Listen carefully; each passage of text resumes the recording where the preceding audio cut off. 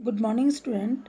Yes student, आज हम संस्कृत का फर्स्ट चैप्टर पढ़ेंगे जिसका नाम है सुभाषितानी। तो सबसे पहले जो है सुभाषितानी में जो है ये इसके अर्थ हैं उसमें क्या बताया गया है उसको आप देखिए और अपनी बुक में जो है बुक खोलकर अपना फर्स्ट चैप्टर निकालिए और मेरे साथ साथ समझिए आप। तो सबसे पहले देखिए इसमें सुभाषित शब्द सुभाषित इन दो शब्दों के मेल से संपन्न होता है। सु का अर्थ होता है सुंदर और मधुर तथा भाषित का अर्थ है वचन।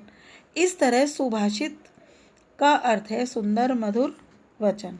प्रस्तुत पाठ में सूक्त मंजरी नीति शक्तम मनुस्मृति शिशुपालवधम पंचतंत्रम रोचक और विचारोरक्तक श्लोकों को संग्रहित किया गया है। तो इसमें जो बेटा फर्स्ट श्लोक है उसका आप अर्थ समझ लीजिए। जो सबसे पहले वाला अर्थ है उसमें देखो, गुण जो है गुणियों में गुण ही बने रहते हैं। वे गुण निर्गुण यानी कि दुर्गुण व्यक्ति के पास जाकर द्वेष बन जाते हैं। जैसे नदियाँ स्वादिष्ट जल वाली होती हैं, वे ही समुद्र में मिलकर न पीने योग्य बन जाती हैं। एक बार दोबारा से देखिए आप इसका अर्थ। जो गुण होते हैं वो गुणियों में ही गुण बने रहते हैं। वे निर्गुण में जो दुर्गुण व्यक्ति के पास जाकर वो दोष बन जाते हैं।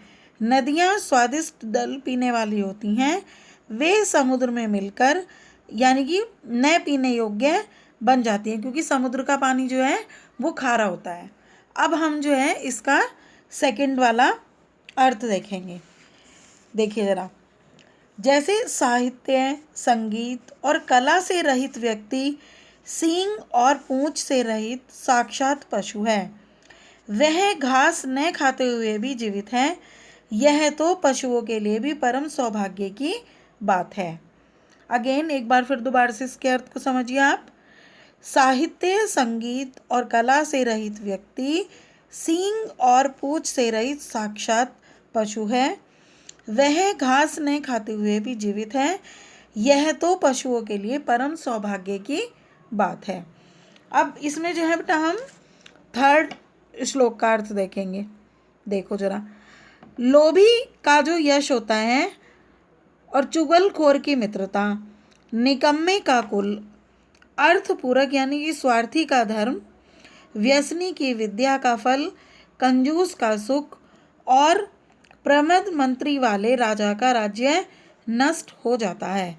मतलब जिस व्यक्ति में या जिस आदमी में ये गुण होते हैं उनका जो है राज्य नष्ट हो जाता है। एक बार अगेन दोबारा से देखिए आप। लोभी का यश, चुगलखोर की मित्रता, निकम्मे का कुल, अर्थपूरक यानी कि स्वार्थी का धर्म, व्यसनी की विद्या का फल, कंजूस का सुख और प्रमद मंत्री वाले राजा का जो राज्य है वह नष्ट हो जाता है। अब इसके बाद जो है हम लास्ट वाला हिंदी अनुवाद आप पढ़िए। वह मधुमक्खी तो कड़वे रस को पीकर भी मधुरता के समान मधुरता यानी कि शहद को उत्पन्न करती है। उसी प्रकार सज्जन लोग दुष्टों के कटु वचन सुनकर भी सज्जनों के समान ही मधुर वचनों की रस वाली वाणी को बोलते हैं। अगेन एक बार फिर आप दोबारा से देखिए इसका अर्थ। वह मधुमक्खी तो कड़वे रस को पीकर भी मधुर रस के समान मधुरता यानी कि शहद को उत्पन्न करती है। उसी प्रकार सज्जन लोग दुष्टों के कटु वचन सुनकर भी सज्जनों के समान मधुर सुक्तों के रस यानी कि मधुर वचन बोलते हैं, यानी कि मधुर वाणी को बोलते हैं। थैंक यू बेटा। अब आप जो है इस पाठ को दोबारा से अच्छे से पढ़िए। पहले जब आपको समझ आ जाएगा फिर हम इसके जो है शब्दार्थ करेंगे।